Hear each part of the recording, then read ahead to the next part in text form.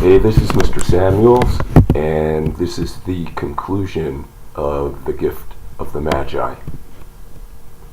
"Jim dear," she cried, "don't look at me like that. I had cut my hair and sold it.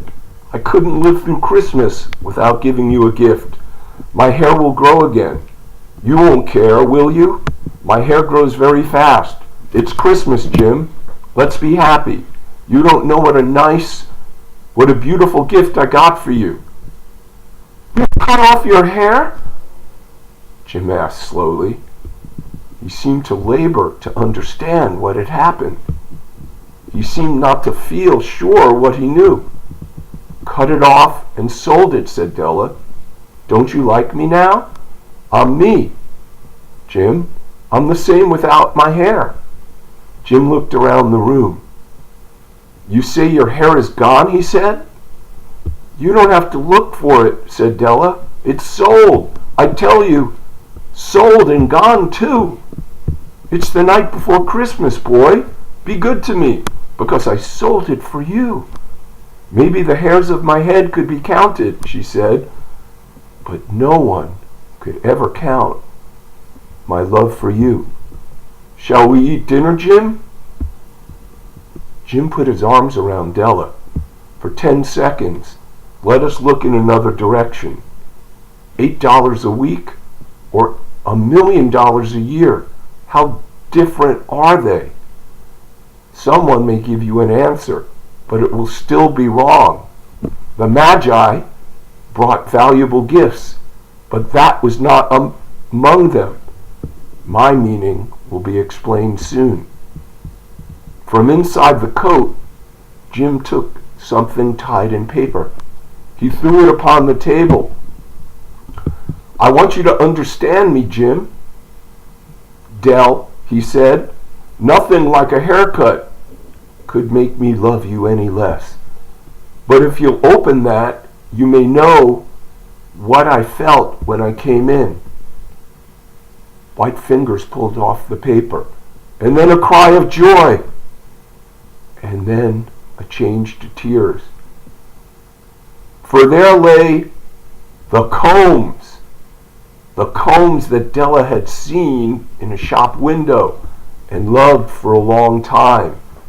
Beautiful combs with jewels, perfect for her beautiful hair.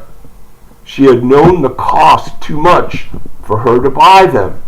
She had looked at them without the least hope of owning them, and now they were hers, but her hair was gone.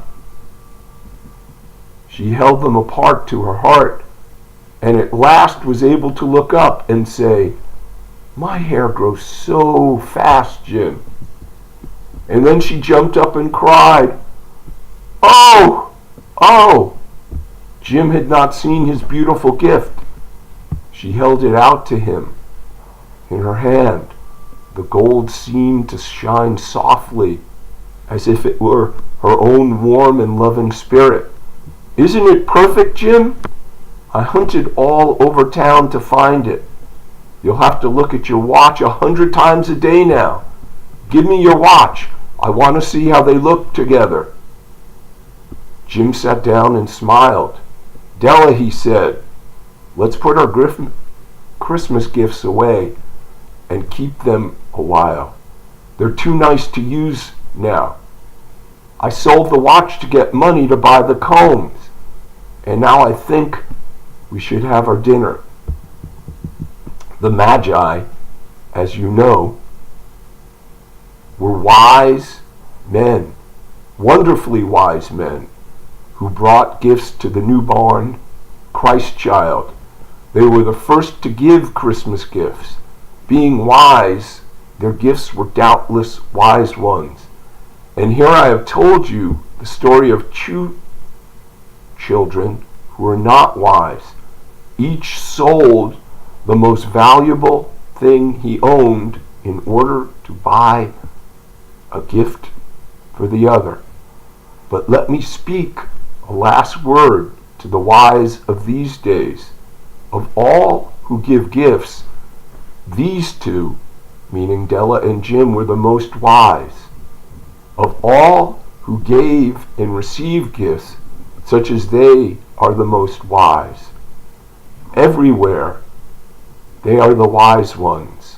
They are the Magi.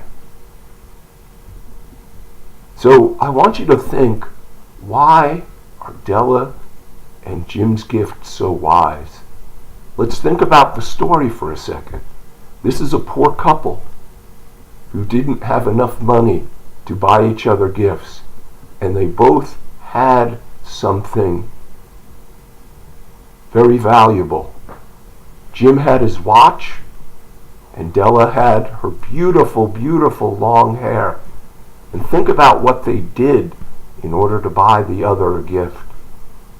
And think about what that meant and what they did and how that supports the theme, it's better to give than receive.